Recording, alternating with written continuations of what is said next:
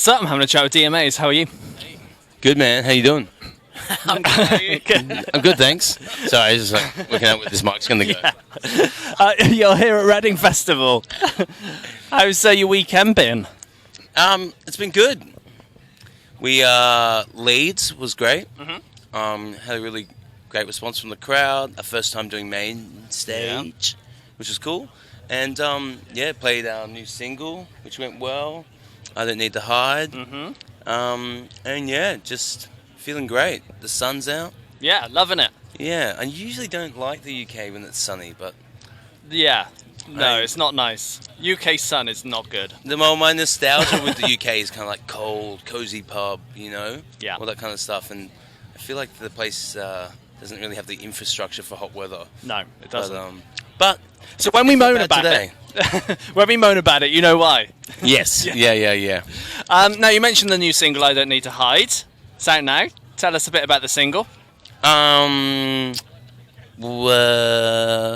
don't know. I guess the main thing about it is for me, it's a real blend between, I guess, the pop stuff we do, the rock stuff we do, and the electronic stuff we do. And it's quite like quintessential us in that regard, Kind of got that nostalgic, triggers into that nostalgic kind of rock vibe that we do, but feels a little bit more elevated, I guess, than some of the other stuff we've done, and I really like the electronic break in the chorus and the distorted synths and stuff like that. Yeah, good. And is that how you planned how this track would go, and kind of amalgamation of the genres that you've delved into? Or is that simply just how the track turned out? I think naturally, since we did The Glow, we wanted to experiment with certain elements of pop music and dance music that we hadn't really dived into before. And I think Stuart Price helped us a lot with that on our last album. But we learned a lot from him, and I think we were able to kind of take some of those lessons and kind of make it more our own on this new track. Yeah, good. And does this mean we're now gearing up to a new record? Is that the end goal after this single? There's definitely going to be some more stuff coming out, but we can't give you too much just yet. Well, I'm fingers crossed. Fingers We get crossed. to hear a lot more. But something that has been announced is you got some headline dates here in the UK. You got 3 dates at the end of October. Bet you can't wait to be playing headline shows over here again. Yeah, I think we've got the Roundhouse in London and Barrowlands in Glasgow, which is one of our favourite venues. Great venue. We love that. And then we're playing Manchester, which is always good. And then going back to Europe for the first time in ages, to Amsterdam. So yeah, we're looking forward to it. We just love playing in England and Europe. It's always good. Yeah, for sure. Where else are you hoping to be touring in the near future? It'd be nice to get back, like Tommy said, get back over to Europe again. And we're so lucky that we've got the UK. It's slowly, if not become our biggest, is our biggest market now. And when it's summer over here, it's winter in Australia, and so we get to chase festivals, the summer festivals. But we really want to I'd love to get to America again. Yeah, I'd like to play Japan again. Japan's always cool. Japan's amazing. Fuji Rock Festival. That's cool. But yeah. Yeah, for sure. Now, when you go to write a track, how does it all come together? What do you start with? Is it lyrics first? Is it tune first? How does it all kind of come together?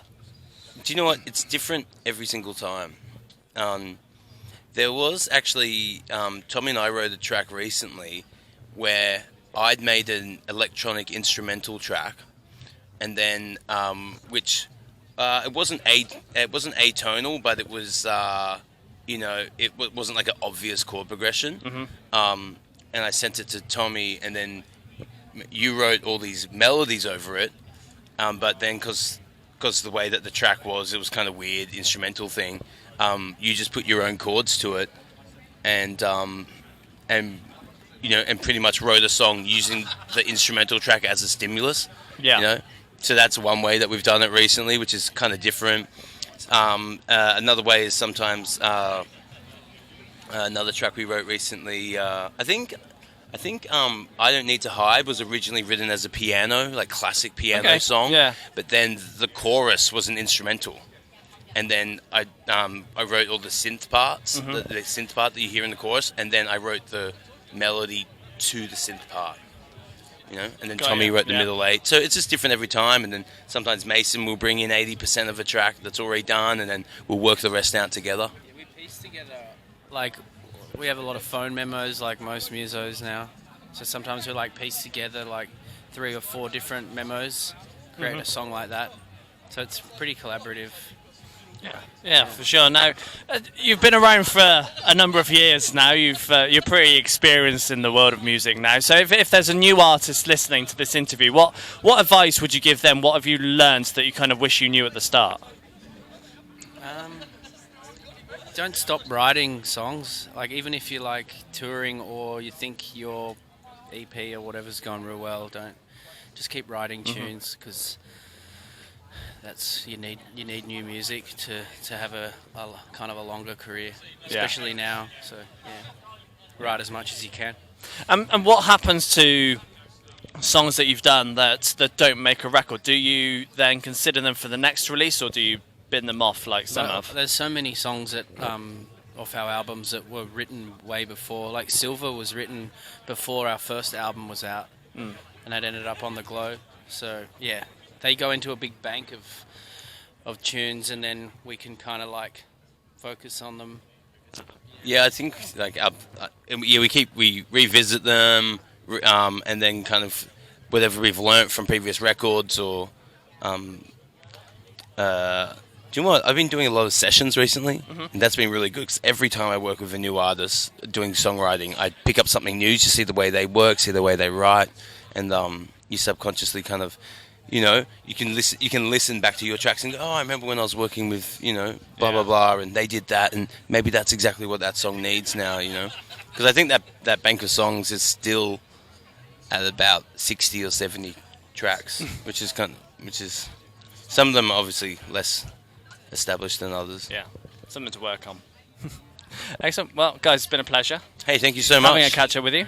Cheers. Enjoy the rest of your festival. Thanks very much. Cheers, man. Cheers.